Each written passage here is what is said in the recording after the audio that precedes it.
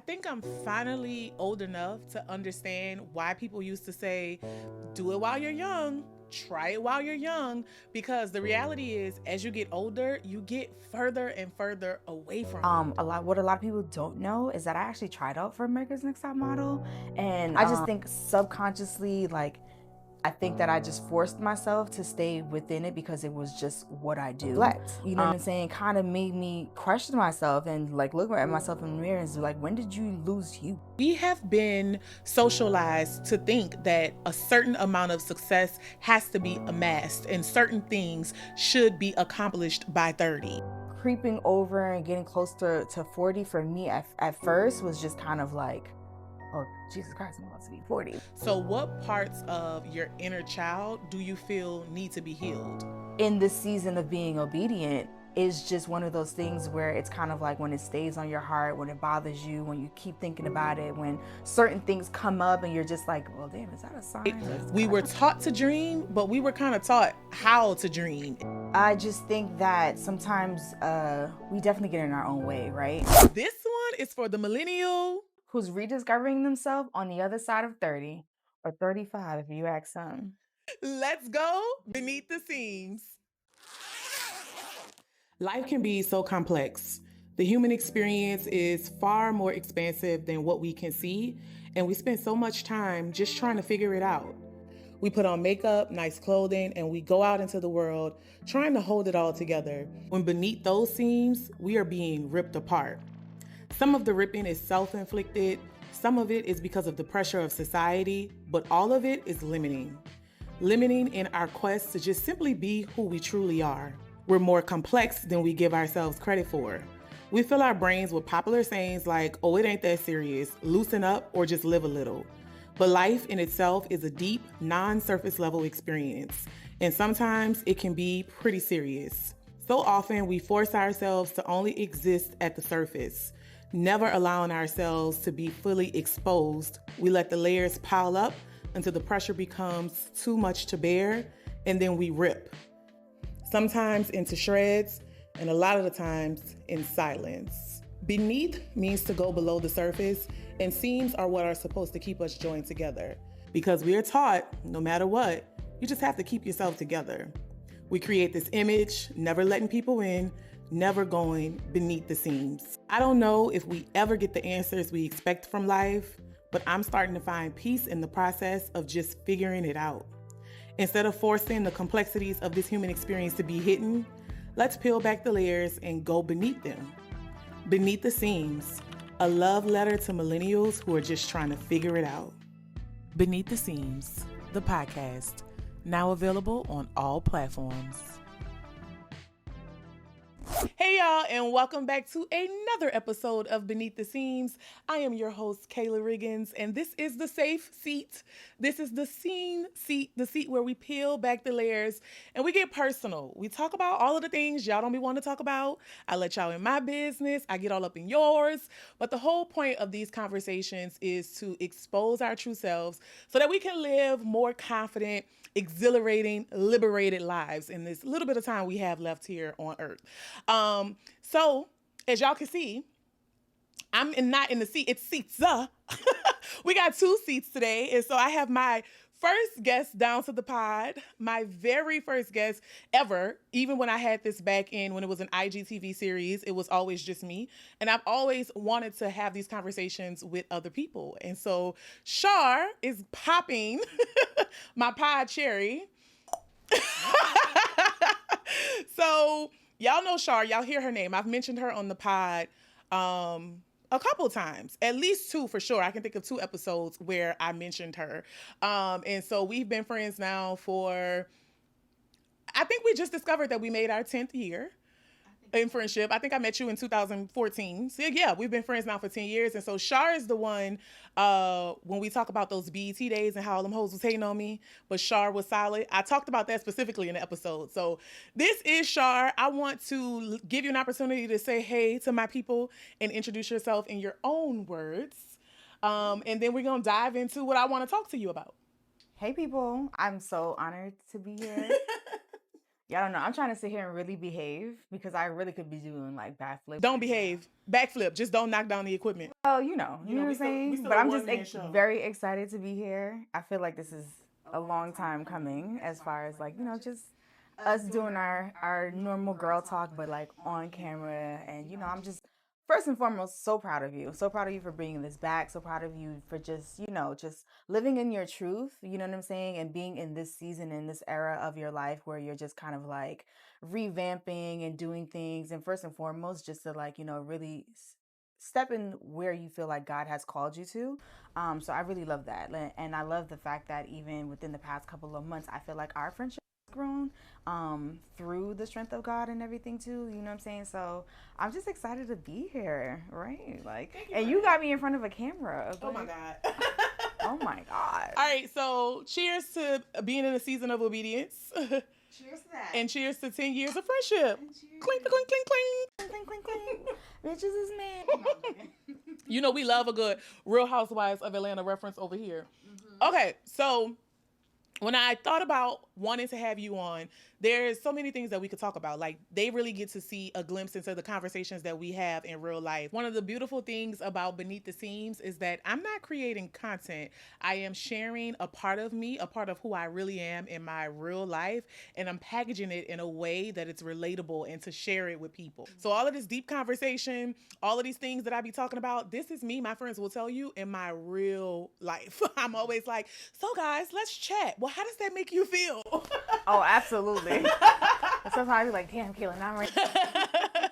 I receive it. Understand. But one of the things recently that we talked about, we were out eating or were we at the pool? We were somewhere. We may have been on the 3-way phone call with the church crew. Either way, we were somewhere recently. And I'm listening to you. So we've worked in production for years. That's where we met, back at BET. And I heard you say in that conversation that you wanted to model, you wanted to start creating content, and you wanted to play around with other different creative passions. In the 10 years that I've known you, I had never heard you express those desires. So I'm listening and I'm like, what the hell, you think you know, bitch? And so I'm like, wow, like I always thought that the path that you were on, which is production, executive producing, like all of those things, Char has worked for Essence, BET, like you name it. Like you can give them your resume if you should choose to desire.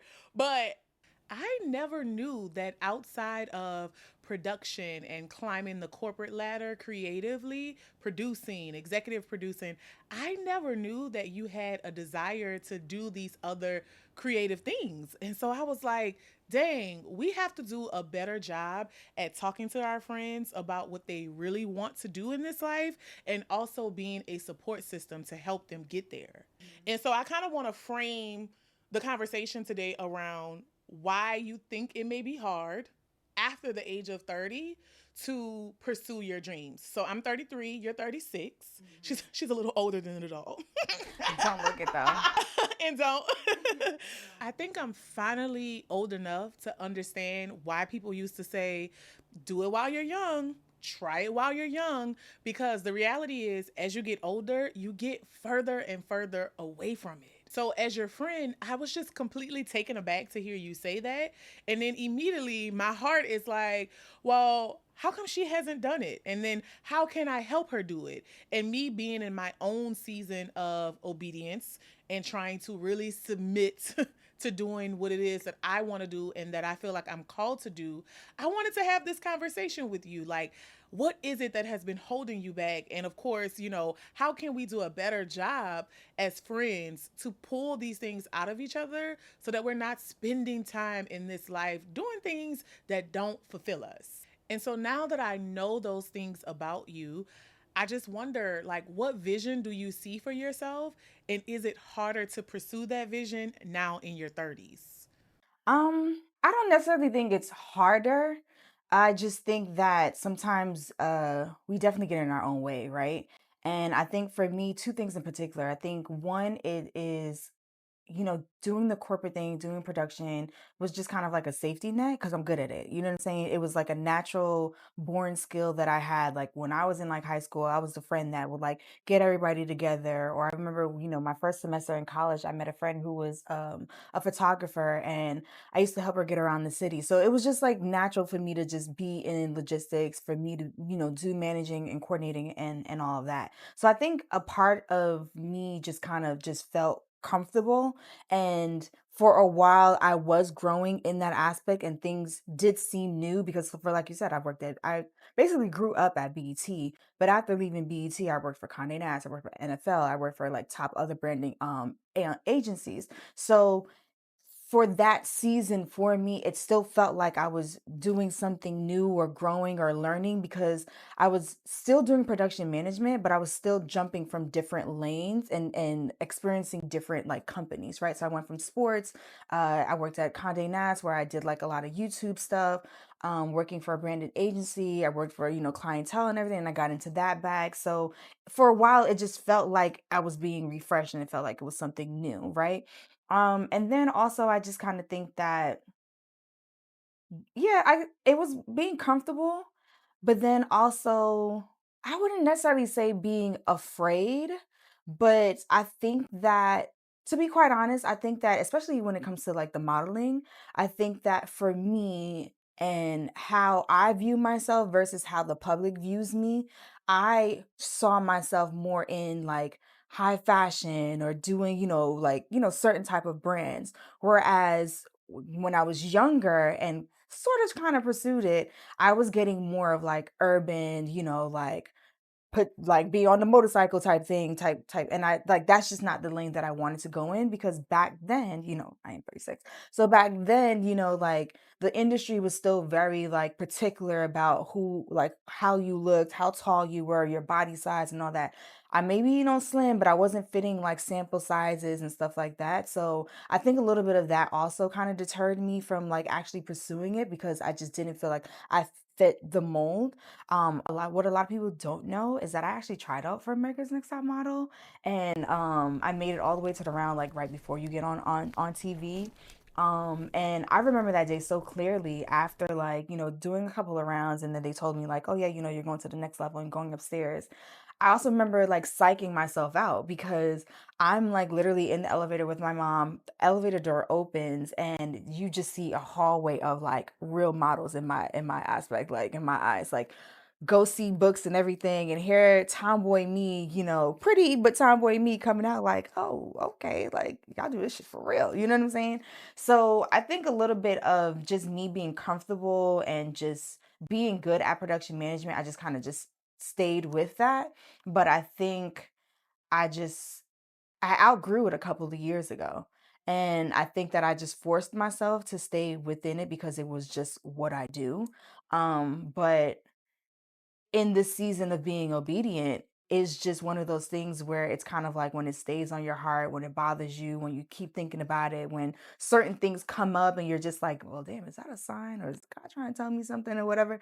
It's just kind of like now I'm walking in more of obedience, and it's still challenging, but I am at a point where it's like, I'm confident in doing it. Like, I know I could be on TV, girl, I look good. You know what I'm saying? Like, I know I could be on camera, I know I could do it, but it was just a matter of just being comfortable for a while in what I was doing, and not necessarily kind of like taking that leap, and then also like healing that inner child as well too, right? So like I grew up pretty much like a tomboy. Like I had my brothers and cousins, ran around with them and everything, but like I did like taking pictures. I think that was like one of the girly things about me. Like I did like taking pictures, or like when I got my hair done. I remember one of my childhood friends' mom, she used to do my hair all the time, and she used to braid. And every time she would braid my hair and it'd like be back, she'd be like, "Oh my God, you're so pretty. You're so beautiful." So like I was always poured into and had a lot of confidence. It's just that I was just comfortable for a while.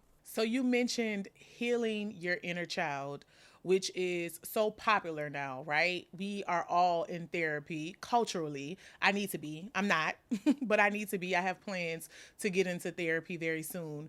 But culturally, we are all as a community in therapy. And that wasn't really a thing when we were growing up. So what parts of your inner child do you feel need to be healed? Honestly, it's just the creative part of me, right? Like when I was a kid, I used to draw, I used to paint, I used to write poetry. Like that was one of the bigger things too. Like it's so funny because my mom just sold her house probably like a year and a half ago. And as we're going through things, we found like a whole bunch of my poems. And now it reminds me like I need to go like read them. But I used to write a lot, like all the time. And again, I think just as you get older, as you go through certain life things, as you have the cloud of responsibility over you to just kind of like go out there. So let's stay right there for a second. Mhm. What parts of the cloud, your words, I like that word, it's very descriptive and it's accurate, okay? What parts of the cloud do you feel like continues to hover over you and kind of keeps you from really going after that vision that you have for yourself? And how do you think it would have been different if you had gone after it maybe 10 years ago?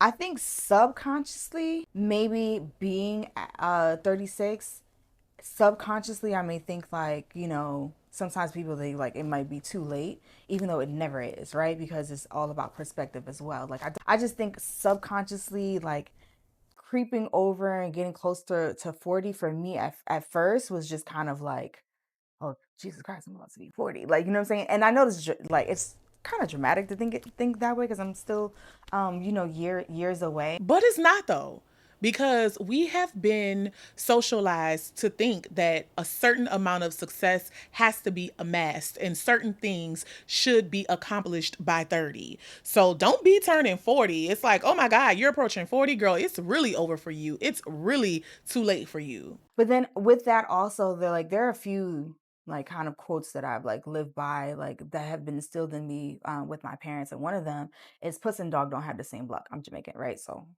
that's one of our sayings, and I actually believe in that and live by that. So it's kind of like a great area for me to really kind of submit to like my age and thinking that I'm older because I'm like, what happened for you at your pace, it ain't gonna happen for me at my pace. You know what I'm saying? Like we're in our own race. And I've been very much really good at being in my own lane. Like I don't necessarily watch what other people are doing in a way where it affects me to say like, oh, I'm not doing this, I'm not doing that. Like I've never been that person. So it's really not an outside thing. It's just internal. It's just me. It's just, and I Yeah. think also, and I also think, truthfully, now like unpacking a little bit more, I also think because I'm a perfectionist.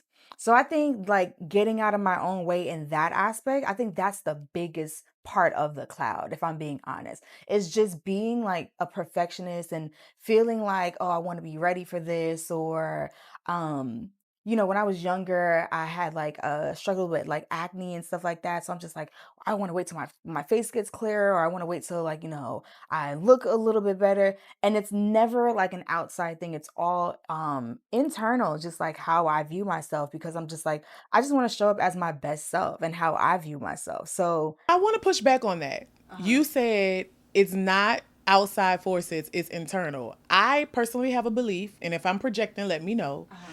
I have a belief that yes, parts of us are innately who we are and we were born that way. But I also think a large percentage of the way we view success and what is possible to us and what we have access to is instilled in us from outside forces. Because even when we talk about this idea of not being afraid, I think subconsciously fear is instilled in us as a child and not intentionally. I think our elders and people who were, mentors and big sisters and big brothers and older cousins to us, I think they did the best that they could with what they had. But subconsciously, we have an amount of fear that exists because we were told what life should look like and what we had access to, the things that were available to us, right? We were taught to dream, but we were kind of taught how to dream, if that makes sense, and that a dream looked a specific way and what success was tied to that. Every decision that I've made has not been because of my own thinking or my own view of self. I think now I'm trying to get to a place where I'm more free thinking, I'm more self led, and going after what I really want. But I would be less than honest if I didn't say that I didn't go down the path and take the trajectory of what people told me to do. Like, I did what college professors said to do. I did what high school teachers told me to do, what my mama told me to do. You go, you get a good job, you get those good benefits, and you be a good employee, you get your raises, you get your promotions. And so a lot of those ideas were definitely instilled in me by outside forces. I didn't come up with this stuff on my own, in my own regard. So even to hear you say that parts of you is like, is it too late for me? That is something that was taught to you. That is a learned ideology, because 5-year-old Char would never think she's too old for anything. But I think as I've gotten older, and I wouldn't want to say like lost my spunk, but kind of like,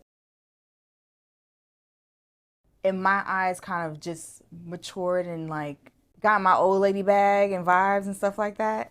I use that term very loosely, but I'm just saying, like, as you get older, you know what I'm saying? Because I feel like when I was younger, I was very much more like balls to the wall. Who gives a damn?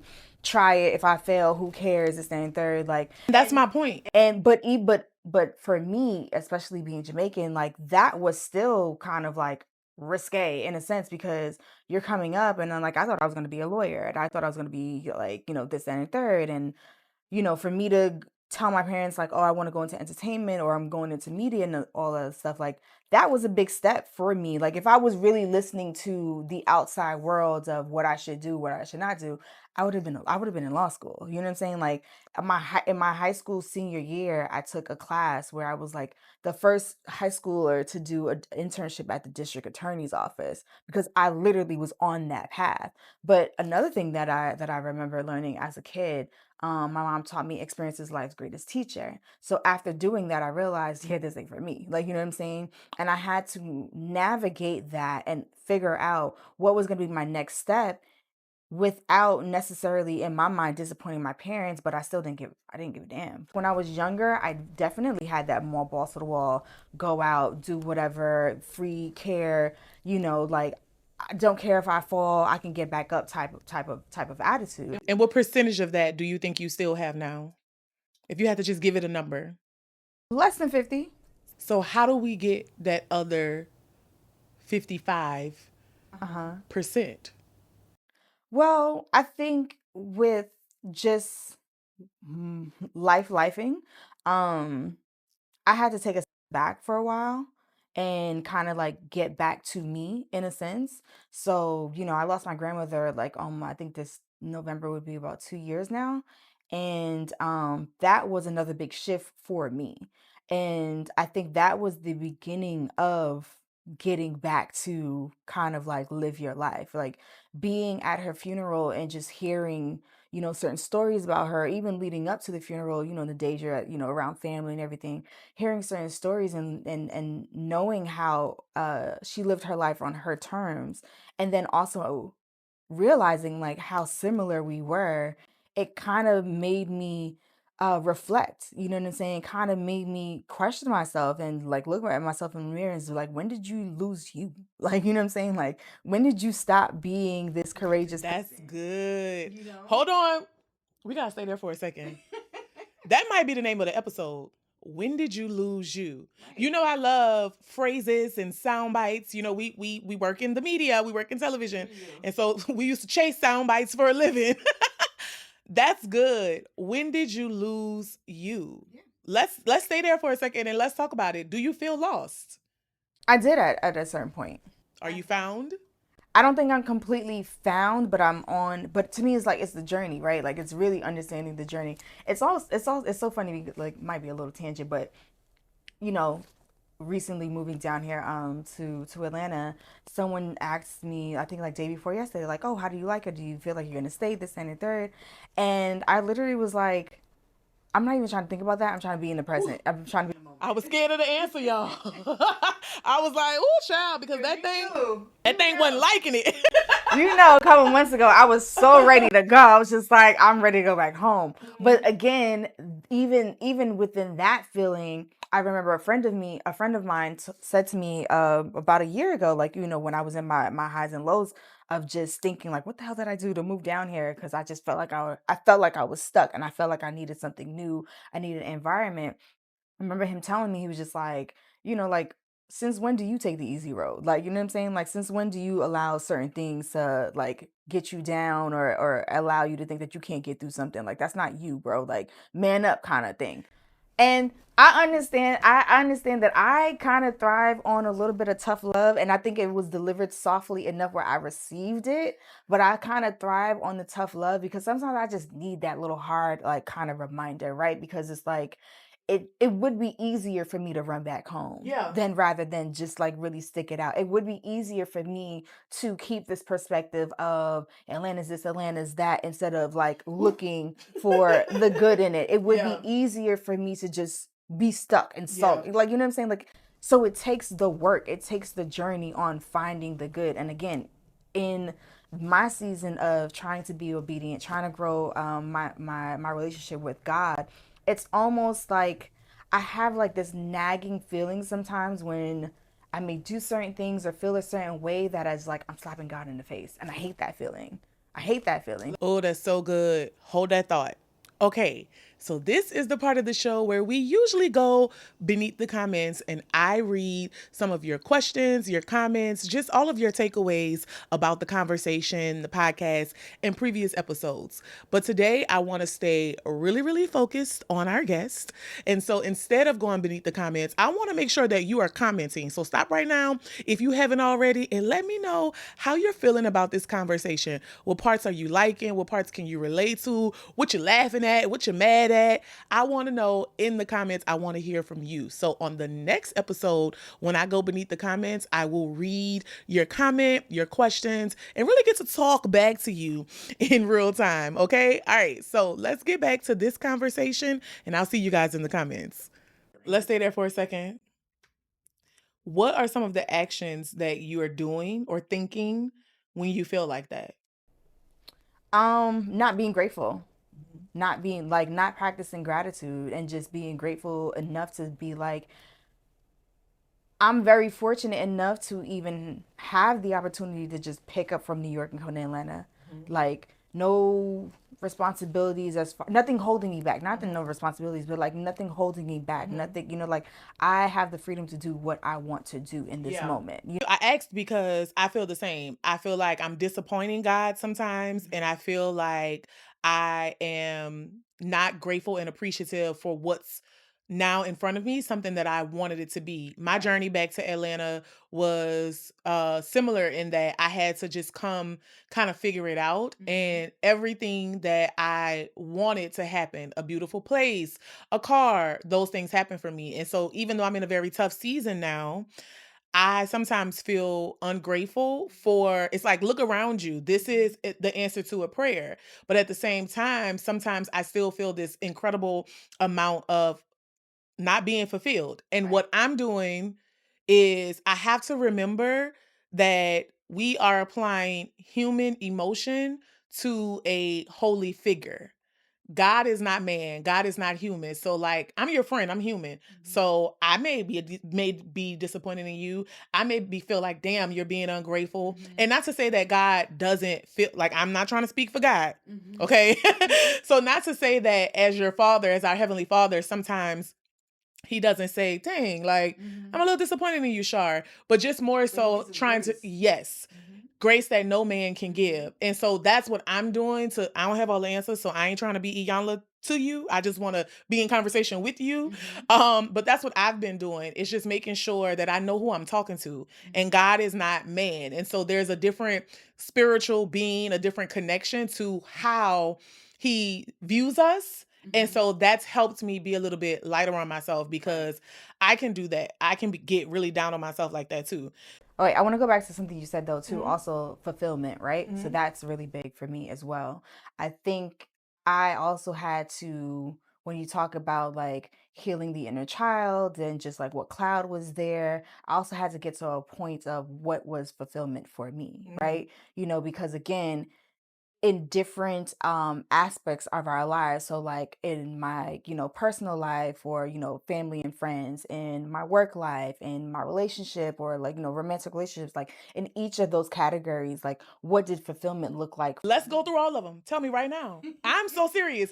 What does fulfillment? We got the time. The sun don't go down in the sunroom in my beautiful home. Beautiful home. You know how much I love here. I love it here. The sun don't go down for about a smooth another hour and a half. I like the way that you said that, because I talk a lot on the pod about unlearning and redefining. Unlearning things that I was taught that I no longer believe to be true, and redefining what these definitions mean. What's the connotation of things that we were taught to be important? So I like that you say I had to redefine what fulfillment was personally, professionally, romantically. So if we could just stick to those three, let's stick to those three, because that's kind of like, and even maybe spiritually, we'll throw in a fourth, because that's kind of like the circle of life. Like, people care about their job and their money. They care about their man or their lack thereof. They care about their friends and their interpersonal relationships, and people care about their God and their Jesus and their relationship. So that's a good like 4 categories. I really want to hear from you what fulfillment means. And even if you haven't totally come to an answer, because life is an ongoing journey, I just want to know like maybe what you thought it looked like 10 years ago at 26, now what that fulfillment in those areas look like now at 36. Well, as far as like family goes, it was prior to even losing my my grandmother. I had a very, very tough loss, losing my father. So that hit me really, really hard, and took me a really, really long time to just accept, get over, face anything like that. So I think the beginning of it was just kind of like reconnecting with like certain family members, or just certain people that felt like home and felt like they knew the core of me. Like one in particular, like my god sister, her and I hadn't talked in like a really, really long time. Just for different other personal reasons, and I take accountability that some of it was me. And then just like reconnecting like with her, and just also feeling that that genuine type of, we can pick up at any time, and it's just like, all right, cool. You know what I'm saying? We're not brushing anything under the rug. It's just like, damn, bitch, I haven't talked to you in so long. Like, you missed my wedding, you this, that, and third. But we started to rekindle our relationship, where it's just like, these are the connections that I miss. These are the connections that make me feel most at home. These are the connections that make me feel most like myself. So it was me taking a step back first, and then going out and having like those reconnections and stuff like that. And then just also growing closer with like my immediate family as well too. Both my sister and I have moved down here to Atlanta, so we're the only ones that we have. Like, I have like 1 or 2 cousins, but they're still on the outskirts. But like also just Char's from New York, y'all. That's why she keeps saying down here. right. You know how the New Yorkers try to play on us Southerners. I mean, we don't play. But where you at though?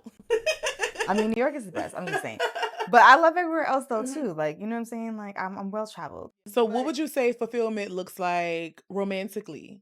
So that one is a tricky one. That one's a tricky one, because I think in each category as well too, I think that I had to understand that a part of me understanding fulfillment, getting back to fulfillment, or just trying to be fulfilled, I had to stop putting myself on the back burner, right? So in a sense of, when you say like, what is that like romantically, like, I'm fine with being by myself, I'm fine with being single and everything. But when I'm in a relationship, I take that serious enough to be like, I'm a girlfriend, you know what I'm saying? So like, or I'm a partner or whatever. So it's like, I don't feel like 100% lose myself within it, but I just make it a priority to always like, I'm also a nurturer. Like, I like, sometimes in my friend groups, and I'm like always like the mom, like, oh, Char's the mom, or Char's always making sure that that was a good catch. Everything is okay. Did it just do that on its own, or ooh, it's falling again? That was a good catch. Hold on, y'all. The studio is crumbling on our heads, so we trying to be okay. Because I was not gonna let that hit you. That was a great catch. That's my friend. Woo, Jesus. Okay. So yeah, like I make that a priority. You know what I'm saying? So like I'm a nurturer. I always make sure that everybody else is okay. So that was another thing where I just had to. I remember saying to myself one time too, and I believe it was almost like really right after my grandmother's funeral, where I was just like literally checking myself and saying, you gotta be a friend to yourself that you are to everybody else, because you're not. Like, you will drop things in the middle of the night, you will do whatever for everybody, whatever, but when it comes to you, you don't have that same fire. And why is that? And it's not even that like sometimes I question, like, am I sabotaging myself by not doing that? But then also sometimes I thought to myself, like, is this like hero syndrome? Like, like you thinking like, you putting everybody else just makes you so much better. Um, you know, but I had to sit with that to know, like, it's not that. I genuinely take care of people who I love. Yeah. But I also need to genuinely learn how to take care of myself as well too. So when you said it's not the same fire, it's a great transition to the other part, because I want to hear from you in terms of what fulfillment in terms of success and career looks like in this season. And not the same fire really stood out to me because when I was at them people 9 to 5, I was up working the long hours, taking the abuse, overtime, the backhanded compliments, the long days, the early mornings, no matter how tired I was, no matter how frustrated or offended or insulted I was there at them people job. And now I have the privilege and the luxury of owning my own days. How I structure my days and my time is largely up to me. And sometimes I feel really guilty on days where I don't feel as motivated or days when I'm not the most productive. And I judge myself and I'm like, you got up and went to them people job, so why are you experiencing these emotions around your own stuff, around your own art, your own creativity? And those moments, it's when I start to feel ungrateful. It's when I start to feel like I'm not appreciative of being out of that space and being able to kind of have my time back in a way. And so I'm curious, like, how do we get that fire back, that same fire that we had when we had to go to them people job? For me, in order to get that fire back and I do need routine. Like, I feel like I've understand that about myself now, that I do need routine. And when I'm in a certain routine, or set myself up a certain way early in the morning, I do feel more productive. I do feel not even more productive. I do feel motivated. I just feel more motivated. When I'm not in routine and I'm just doing whatever, going with the flow, that's like my like what I like to call, like, I feel like I'm also like a little hippie a little. So that's just like my go with the flow hippie kind of, just like let the world be. But then it's like when you snap back into reality and you realize everything is on fire around you because you just let shit be. It's like, no, like, like, what are we doing here for real, for real? And even when I think back to certain times in my life where I felt like I was successful at whatever level and aspect that was, or I was more productive or even more happier, there was always some type of routine that was involved with it. So that fire starts to dwindle, it starts to go away, and then it's like at a one point it was kind of out, but on the outside I was still functioning as if it was there, but it was just like it was robotic for me. I have a theory. I think that it was the wrong fire being lit. I agree with you. I think that there are certain levels and layers of productivity that is necessary in order to have a certain amount of success and accomplish a certain amount of goals. But I also think I am traumatized and tired. And so I have been resting, if you will, a little bit through because of everything that's happened to me personally and professionally over the past couple of years. But calling it the modern day plantation is intentional because that go, that Monday through Friday, that overtime, like, people in other countries laugh at us. Like, they say, you Americans work too much. They are always on holiday. Like, it is embedded into their culture. Breaks, take a break, take a rest. Businesses close at a certain hour all across the town in some places. And so I just question, who would we be? Like, I talk about this all the time with other friends. If our identity wasn't so tied to what we do, who would we really be if we could just be? Like, if we could take the time and experience life the way I feel like God intended us to, who would we really be if we weren't always chasing success or feeling like we had to do this big thing with our lives? You know, like eliminating the pressure of having to have your identity rooted in how successful you are.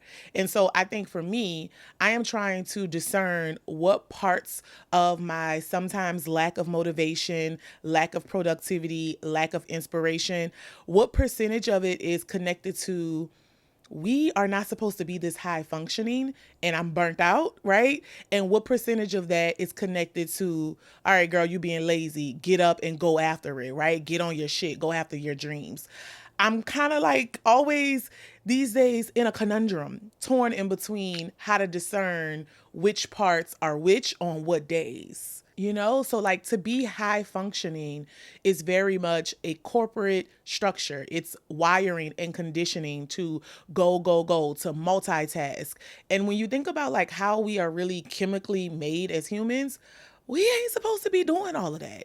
Like, I don't think the brain and the body is wired to function as high as corporate America has conditioned us to be. So I'm just trying to unlearn what parts of me need to actually relax and then tap into the parts of me that need to be more motivated, inspired, and productive. A percentage of that, if I'm being honest, is girl, you need to get your ass up, you being lazy. I will say. But then there's another percentage of that is just me trying to figure out how to have the capacity to still be whole without having to like crush it like that. And so I'm constantly honestly torn between you need to go super hard and you need to relax. And maybe the answer is just there's seasons where you are going super hard, you may not be getting a lot of sleep, you may be running yourself thin, and then there's seasons where you're resting. So that's just kind of like the way I'm trying to navigate it. But I really do want to hear from you, how have you redefined what success is now on the other side of 35? How have you redefined what success looks like now in your 30s versus maybe in your 20s or even as a teenager based on what you were taught it was supposed to be? Honestly, I think the first thing is letting go of certain expectations, right? And just certain perspectives of what it should be. And literally, again, when I say like when I was at a time for like maybe a 2 year period when I like secluded myself because I felt like I needed to quiet the noise around me, it was starting to just build back like what was important to me, right? And it's just like, when people say like, oh, find something that makes you happy and do it every day and everything like that, it doesn't necessarily also mean work. It could really mean like the littlest things. It's like having to get up in the morning and having like a slow morning and having my tea and hearing the birds outside or whatever, like that made me happy. I still have no freaking clue, but at least I know for right now I'm listening more to my gut. I'm listening to my intuition. I'm listening to the feeling. So it's just like if something, and I'm not like ignoring certain things anymore to say like it can't be true, right? So it's like if I believe that God is talking to me, God is talking to me, right? So if I walk in and I have a chill, or if I walk in and I feel something, pay attention to it. Like don't necessarily just try to ignore it because you're overthinking too much. That's so good because I was just saying, I feel like I talked about it on the pod, but I can't remember. I'm getting pod conversations and real life conversations confused. But I was just telling a friend, I was like, I'm in a season of trying to seek God and be obedient. I was like, but I've never been the person who felt like I could hear clearly from God. And I get frustrated because I'm like, God, why are you talking to everybody else and ain't talking to me? People be saying, God told me this and God said this. And I'm like, but it's usually like not necessarily, I don't know for anybody else. it's what you just said. And that's you just freed me up. It's what you just said. You said, if I feel like it's God, it is. I think that was so freeing for me to hear. Like, sometimes you hear voices in your head and you, not those kind of voices. Well, maybe some people, but sometimes you're talking to yourself or you hear things and it's your conscious or it's, you talking to yourself in your head. But you just made a clear distinction. You said, if I feel like that was God, then that was God. And I think it's as simple as that. My friend Marley, we were having this conversation recently and she said that, She feels like God is your conscience. And I was like, oh, that's good. Like the girls are evolved. The girls are using their language. They're going to their therapist. And I was like, oh, that's good. So I think that what she said, coupled with you saying, if I feel like I heard God, then it is. And it was like, you can't see yourself. I can see you. There was no question about it when you said it. And so that was just really good. So I wanted to, because sometimes when we just talking and we in flow, we don't realize what we say. So I just wanted to repeat that back to you because that was really good. Yeah, and for me, it's just like navigating that and standing more in that, right? Because like I also associate overthinking with the devil, like something, someone, some like trying to run interference and make my mind go work overload because I'm I'm I'm looking at something that for some reason, some feeling is trying to come over me to make me feel like it's too good to be true. Like why?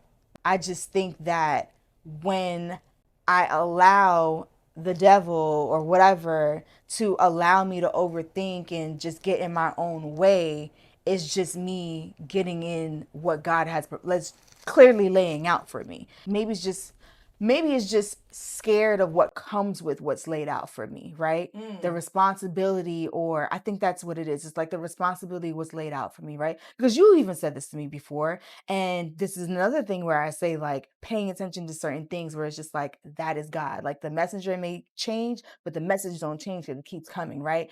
I can tell you for sure, for years upon years upon years, the message of you got to do what you got to do so somebody else can do what they got to do has popped up for me. And I don't think it's until recently that I've actually been obedient into saying, even getting to that point of saying, like, all right, I'm going to do this, I'm going to do that. I'm going to start, like, being more vocal, or, being showing up in a way where people have wanted me to. Like for a very long time, I was very uncomfortable anyone calling me like their mentor, like me, like, girl, I'm just out here navigating shit and figuring things out on my own. Like, I'm nobody's mentor. But it's almost like, no, like when you are impactful to people, like, you like own that, you know what I'm saying? And I like started to like really receive that and own that when it's like, I'm hearing the same thing over and over when someone's just like, like, I really took that. Like, I really like how you explain that. Like, I like the way how you said, or your perspective. Like, I've had many people tell me, like, you need to do speaking engagements, or you need to, like, like talk to kids and stuff like that, because, sometimes it's just the way how you say certain things. It just clicks. Like, I've probably heard it before, but it's just always like the way how you say it. And then I also kind of like unpack that a little bit too. Like, why is that? Right. But then I also realized, like, I grew up a certain way. I grew up with certain values. I grew up with a certain father and a certain grandmother and a certain mother who taught me certain things, which is why I view the world a certain way. So to me, it's just like,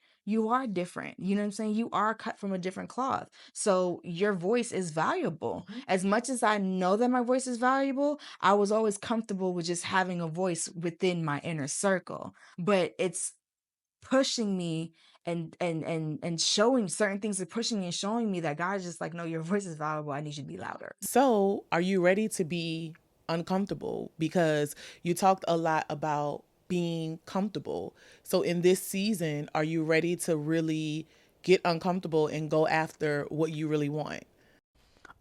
Yes, and then that also goes back to understanding fulfillment, right? It's realizing that the things that would have made me uncomfortable, or the thing, or just stepping outside of my comfort zone, is where my fulfillment will be. And even might be a little tangent as well, but kind of like letting go certain expectations of certain things, and also understanding that, I may have to do something that I don't want to do for a while to get to where I want, and being more intentional, seeing the growth in myself of saying, I'm not going to do anything just as because I'm comfortable. I'll be uncomfortable. I'll figure certain things out, but it's just more so it just feels like I'm really putting myself first, but I'm not overthinking it. I'm not afraid of it. I'm looking forward to it.